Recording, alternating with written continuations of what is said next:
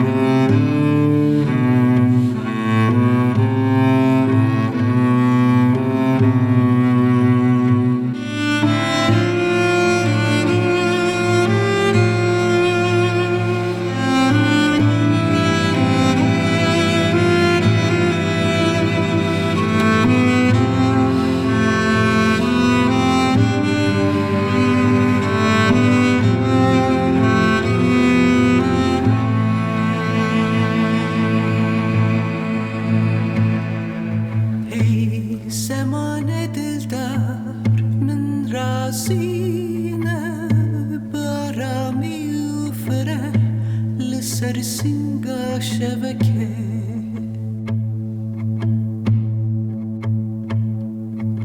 ای زمان دلدار من رازینه baran orinamına akşini bineyim ben Blatır snemine edeyim Gem nemine Aşeruş nemine